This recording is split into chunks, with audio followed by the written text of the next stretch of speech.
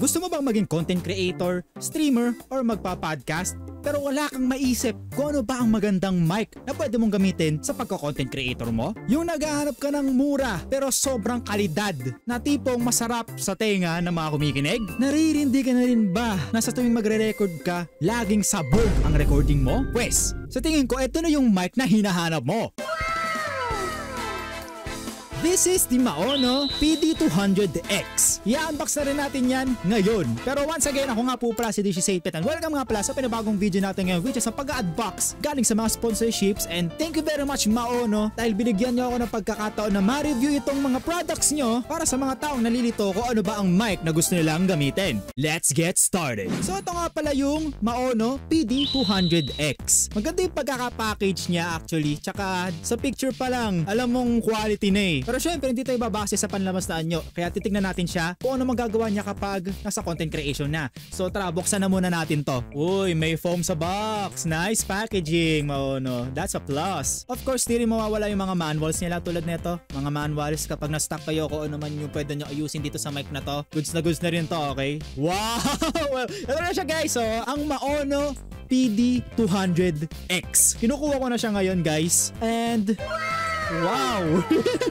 Ano laki na rin niya. Teka, compare ko lang. Ay, halos same size lang din pero ang bigat niya. Tsaka mukha talaga siyang mamahalin. Of course, di mawawala yung Type-C nilang USB. So yun lang yung inclusions niya. I-check na rin natin kung ano ang specs itong mic na to, kung saan ba siya maganda, okay? So ito yung ilalim niya. So meron din siyang USB-C, which is yun yung bago ngayon. Tapos meron din siyang headphone jack, just in case na gusto nyong ma-monitor ko ano ang tunog ng microphone na to. At syempre, kung isasaksak nyo sa mga XLR or sa mga soundboards, or di ko lang kung soundboards pa tawag doon, mga audio interfaces, yun pala tawag doon. Meron din sila dito parang PL na tinatawag. So ito siya. Di ko lang kung PL ba tawag doon, basta correct me if I'm wrong ha. Tapos syempre, kung meron kayong boom arm, ito yung pasakan niya, ayan, tulad na itong mga long leggy boys na to, okay? At meron din siyang wind foam. So tanggalin natin. Matatanggal ba to? Parang hindi eh. Hindi siya natatanggal, okay? I think, or takot na ako matanggal to. Ididig din natin to kapag naisaksak ko na tong mic na to, okay? Para mas ma-review natin siya ng mas maayos pa dahil ang dami pa niyang features eh, na makikita pa natin. And of course, di Maono's name para ma-flex nyo kapag nag-i-stream kayo. Yan. May binigay nga rin pala sa akin si Maono na boom arm. Nagulat ako, nilibre kami ng Maono eh, ng boom arm para if ever na wala kaming boom arm, ito yung magagamit ko. So let's check it out. Sa tingin ko mabilis lang to dahil di ko rin expect na merong ganito na binigay. And of course, meron para sa mga table kung ilalagay nyo to sa table. C-clip yata tawag dito. It's a C-clip. And of course, our daddy long leg. Yo! Uy, grabe. Uy, nahulog. Tapos ito yung lagay ng mic niya. And wow! Quite sturdy in it. Oh. British? So yun, color black siya. So akin naman kasi is color white. Wala nga lang siyang spring. So might as well gamitin ko na rin to. Thank you very much Maono dahil binigyan nyo rin ako ng boom arm. Kasi pasira na to. Thank you very much. It's a plus. Thank you very much. So habang ina-assemble ko to, subukan na natin yung Maono PD200X. Let's go! Here you go guys! This is the Maono PD200X at yung tunog na narinig nyo ay nanggagaling dito sa mic na to. Kitang-kita nyo yung pagkakaiba nung previous mic ko kumpara dito. Pero we're not into competition between those two mics. Parehas silang goods, parehas silang mga daang specs, magkaiba sila ng features. We're here to test mics, okay? Para sa akin, ang ganda ng tunog niya.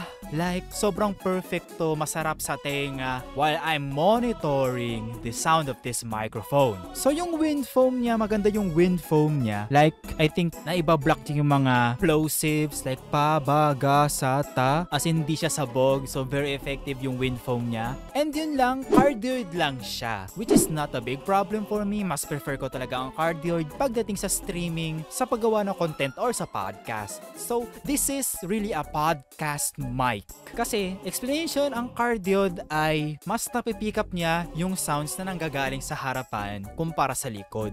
Kung may maingay sa harapan mo, like electric fans, hindi marinig dito. Testingin naman natin yung volume control ng mic. So, ito yung volume control niya. As you can see guys, it's in color green. Kapag pinihit natin to, ayan, kusa siyang lumalakas hanggang sa kapag nag-glow na siya, ibig sabihin, lakas agad na siya. Pero kung ibababa natin, yeah. Narinig nyo naman yung volume testing, tsaka try din natin yung distance testing. Sige, let's go. Oh, medyo goods.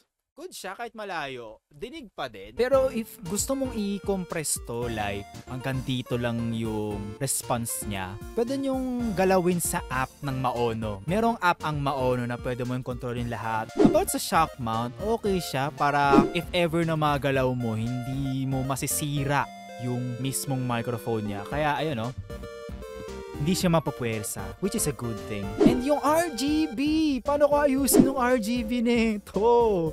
Mamaya ayusin natin, okay? So compatibility ng mic na to, compatible siya sa PS4, PS5, sa PC, and sa Mac. Don't worry, USB mic to, pero yung USB niya natatanggal, pwede mong gawing parehas na Type-C, which is a good thing. So ito yung RGB switch niya. So isi-switch natin. Nakikita niya tong pindutan na to. Pipindutin lang natin. Try natin Oh! Naging pula! Naging pula siya! Okay, hanap pa tayo na bang kulay? So yan, yellow, green. Green! Nice!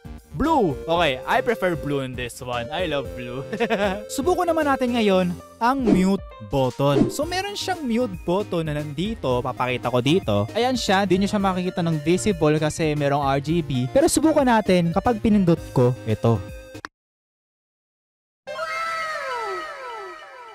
Nakakatuwa yun. Malalaman dito sa ilaw na to kung nakamute ka or hindi. Kapag naka-green, hindi ka nakamute. Pero pag naka-red, nakamute ka. Ayan. And of course, I'm using the boom arm na binigay sa akin ng Maono na perfect combination sa mic na to. Thank you, Maono. Yan. So, comment of the day. Lagay nyo sa baba, salamat Maono dahil malinaw na ang boses ni Kuya Beat. Kahit mahina yung boses ko, ang ganda ng naririnig ko sa earphones na to. And of course, mamimigay ako ng 100 peso GCash every 100 likes. Kaya mag-like na kayo. And also, subscribe to my channel. Yun lang naman. Kung gusto nyo ng mic na tulad nito, link is in the description. Pindutin nyo lang kung interesado kayo makakuha ng ganitong mic. Sobrang goods na nito. Good for podcast, gaming, streaming, trabaho, call center, meetings. Kapag narinig to ng mga ka-meeting nyo, tsak mai-inlove ang mga babae sa'yo. Ako na nagsasabi, na-inlove ako! Na-inlove ako! Ang ganda ng tunog niya. Forever na to. So without further ado, subukan na natin to sa mga laro. Try natin i-trash talk.